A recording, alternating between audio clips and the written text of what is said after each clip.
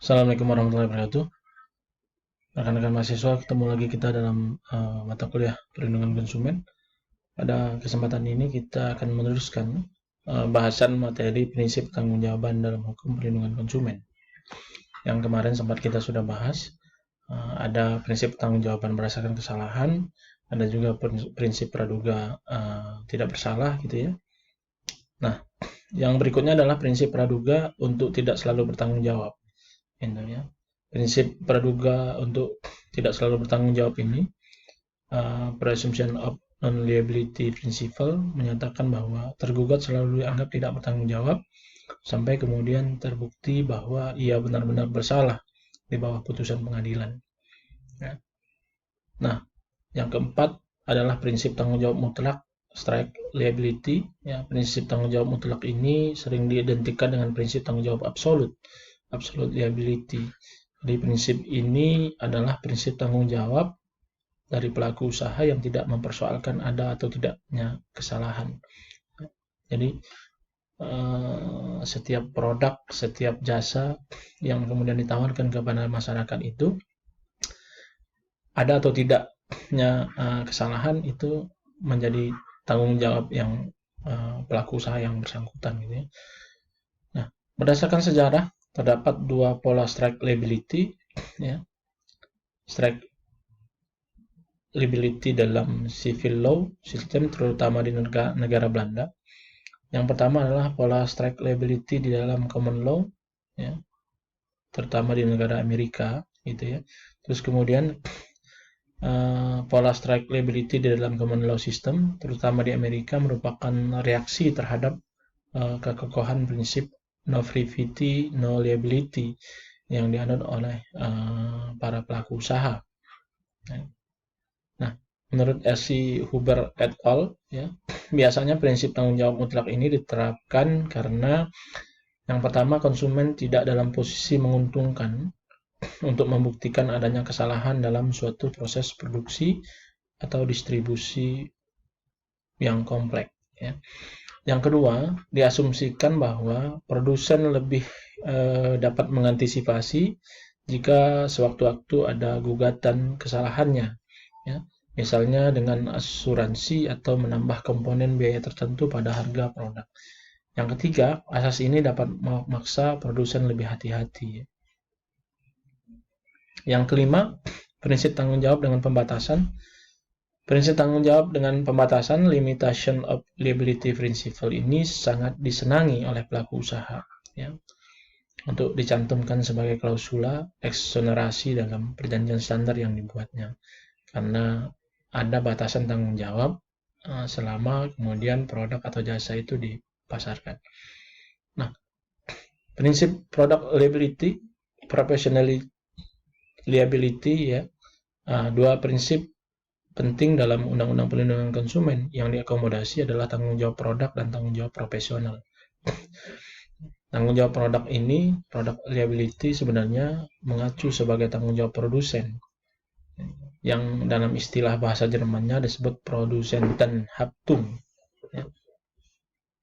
Nah, Agnes M. Toar mengartikan bahwa tanggung jawab produk sebagai tanggung jawab para produsen ya, untuk produk yang dibawanya ke dalam peredaran yang menimbulkan atau menyebabkan kerugian karena cacat yang melekat pada produk tersebut gitu ya. Karena barang atau jasa yang kemudian disampaikan kepada masyarakat ini belum tentu semuanya kemudian baik dan berkualitas, maka ini menjadi penting tanggung jawab produk dan tanggung jawab profesional ini. Karena apa? Karena pelaku usaha mungkin tidak ingin kalau kemudian usahanya juga merugi. Ya. Nah, dasar gugatan tanggung jawab produk dapat dilakukan atas landasan adanya yang pertama pelanggaran jaminan, breach of warranty. Ya.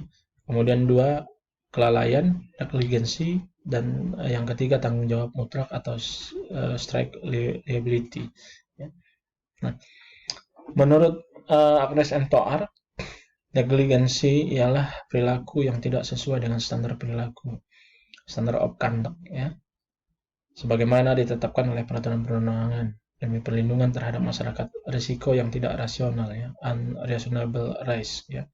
Nah, yang berikutnya adalah terkait dengan kerugian konsumen dalam kontrak. Sebagai konsekuensi hukum dari perjanjian yang telah disepakati atau pelanggaran yang diberikan oleh peraturan undang-undang dan sifatnya perdata dari hubungan hukum antara produsen dan konsumen, maka hukum setiap pelanggaran yang dilakukan oleh produsen yang merugikan konsumen memberikan hak kepada konsumen untuk menuntut ganti ruginya, dan sebaliknya produsen berkewajiban untuk bertanggung jawab memberikan ganti rugi kepada konsumen apabila konsumen merugi. Nah, bentuk-bentuk dari remedies atau ganti rugi dalam kontrak, ya. Yang pertama adalah expectation damages, ya. Umumnya dalam hal pengajuan gugatan, maka pihak yang dimenangkan berhak memperoleh sejumlah uang dari pihak yang kalah. Kemudian yang kedua, retaliation damage, ya, merupakan hadiah uang yang diberikan kembali kepada penggugat atas pengeluaran yang dikeluarkannya, ya. Terus kemudian ada specific performance, ya, merupakan suatu hadiah atau prestasi yang dilakukan oleh defendant untuk melakukan tujuan dari sebuah kontrak, ya. Ini bentuk ganti rugi dalam kontrak. Nah, yang berikutnya adalah dasar tanggung jawab terhadap pihak yang dirugikan. Setiawan secara ringkas mengemukakan bahwa pada setiap debitur terdapat dua unsur, yaitu schuld dan Haftung. Schuld artinya sebagai utang atau kewajiban yang debitur kepada kreditur. Haftung adalah harta kekayaan debitur yang dapat menjadi jaminan bagi utang-utang debitur, ya, Haftung. Nah, Yahya Rahab tidak memberikan uraian tentang pengertian kewajiban. Hanya dikemukakan bahwa kewajiban yang harus dilaksanakan oleh debitur dapat dilihat dari beberapa sumber, ya, yaitu dari undang-undang itu sendiri, dari perjanjian yang dibuat oleh para pihak, dan kemudian kewajiban itu bersumber dari tujuan atau striking, ya, dan sifat dari perjanjian itu. Dalam bidang hukum perlindungan konsumen, seorang dianggap bertanggung jawab atas suatu kerugian berdasarkan dua hal. Yang pertama adalah berdasarkan kewajiban kontraktual, sebagaimana yang telah diuraikan dalam KUH Perdata pasal 1338 yang memberikan kebebasan yang sangat luas untuk mengadakan perjanjian berdasarkan asas kebebasan berkontrak, dan itu harus kemudian dianggap sebuah undang-undang bagi para pihak. Yang kedua, berdasarkan kewajiban hukum perbuatan melawan hukum. Jika konsumen akan mendasarkan diri pada perbuatan melawan hukum, maka menurut hukum yang berlaku di Indonesia, yakni pasal 1365 KUH Perdata, ya, kewajiban utama dari konsumen adalah ia harus dapat membuktikan adanya perbuatan melawan hukum dan kesalahan para produsen.